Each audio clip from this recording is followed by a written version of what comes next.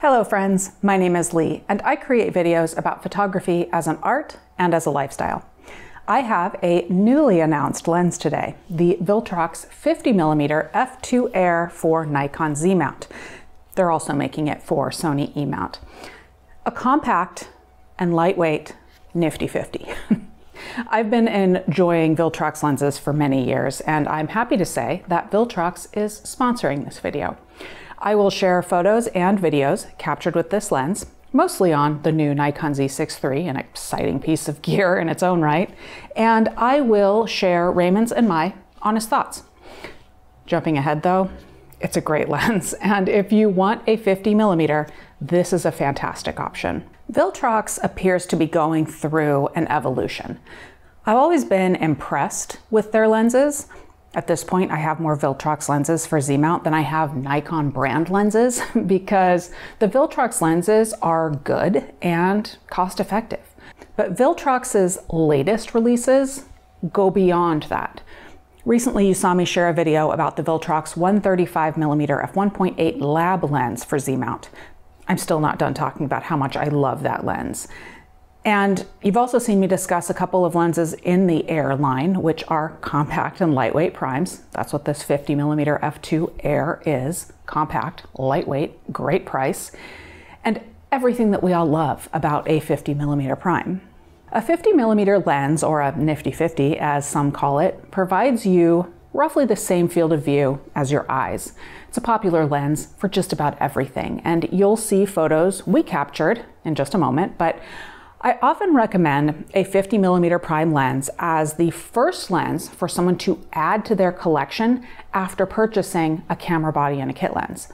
The 50mm is a flexible focal length, and a prime lens is a valuable training tool for new photographers or any photographer wanting to practice or exercise their creativity. One of the roles that Raymond and I have used this lens for since we received it is to capture B-roll for our many other projects. Most recently, my video about the Nikon Coolpix P1100 and for an upcoming video about the new Sigma BF camera body.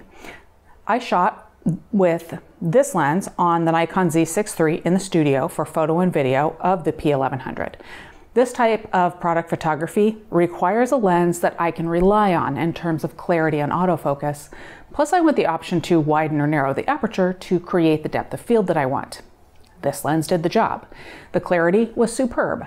When using the lens for video, I was able to capture video in 6K and zoom into it when creating my 4K YouTube video. Again, the clarity of the lens stands up to cropping. This is what I would expect of any modern prime lens made for mirrorless cameras. It isn't just that the lens has stellar clarity that makes it special. Lots of prime lenses today have great clarity. What makes this lens stand out is its size and weight, plus its price. You're getting a lot of capability for much less money than lenses made by the camera body manufacturers. And in the case of this Air lens, you're getting something that Nikon isn't even offering for Z Mount. Moving on, Raymond used the lens on the same Z6 III to capture photos and video of me using the Nikon P1100 in the field. Again, no surprise, it supported what we needed. The f2 aperture allowed us to create a shallow enough depth of field to isolate me as the subject. I particularly like this photo of me pointing the camera at Raymond. He focused on the Nikon logo so that it is crisp, but I am blurry behind the camera. Talking more about depth of field. For those that might be concerned about f2 being a wide enough aperture to create a shallow depth of field, you can see in these photos that Raymond captured that you can easily achieve a shallow depth of field. Looking at this cactus photo, again, captured at f2, you can see that Raymond was focused on the far edge of this fruit, and the close edge is blurry because it is outside of the depth of field. There was an indoor orchid exhibit at the Desert Botanical Garden that day as well, so Raymond captured a few photos in there, all at f2, and all showing that capability of isolating the subject with a shallow depth of field. And because we were indoor and the light was low, that f2 aperture also allowed him to keep the ISO sensitivity relatively low. And then I played the role of assistant, capturing photos and videos of Raymond using the new Sigma BF, along with capturing a few photos of nature.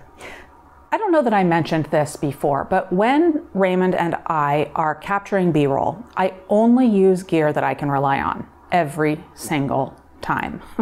I can't have chromatic aberration or slow autofocus or a lens that won't stand up to the scrutiny of viewers. If I post a product photo that isn't crystal clear, someone is going to mention it. And for better or worse, that hurts my credibility. I talk about photography. I teach photography. My own work had better be technically solid, and this lens delivers. So anyway, my point here is that I can rely on this lens. I have a couple of examples from this afternoon in the desert. First, this is a photo captured at f2 of a backlit tree branch. Zooming in, you can see that I was focused here where the stems meet. Looks great in terms of clarity. You can also see that there is a glow around the stems. That's the light hitting the little hairs, for lack of a better term, that cover the stem. The important thing here is that there is no chromatic aberration. And on top of that, moving over a bit in the photo, we can see these out of focus highlights in the background where the light is filtering through the leaves in the distance. That's some nice bokeh right there. And we can see the same characteristics in this photo. I was capturing this prickly pear pad that had some bites taken out of it, but looking beyond that, the bokeh looks nice. No chromatic aberration where light and dark meet. This is simply a solid lens that is not going to let you down. I don't want to sound like a salesperson. Although this video is sponsored, my intention isn't to sell you something. I'm here to share options because I want everyone to be able to explore photography. I am impressed with all of the options out there today. And in this case, Viltrox is providing options that are so good. And they're so much more affordable than the Nikon brand options. It's wild. I appreciate what they're doing. So that's it. This is my new Nifty 50 for Nikon Z Mount. It occurs to me also that it would be good for using on my Nikon Z52, which has an APS-C sensor. It would give me an effective field of view equivalent to 75 millimeters. And again, in this compact package. That being said, if you're looking for a 50 millimeter field of view for your APS-C Nikon Z body, the Viltrox 35 millimeter f1.7 Air, which is engineered for APS-C sensors, is amazing. It lives on my Z52, and I will link to a video where I featured it in the description. Of course, I will link to this lens in the description of the video, along with a few links to some of my other most recent videos featuring the newer Viltrox lenses for Z Mount. Thank you to Viltrox for sponsoring this video, and thank you for watching.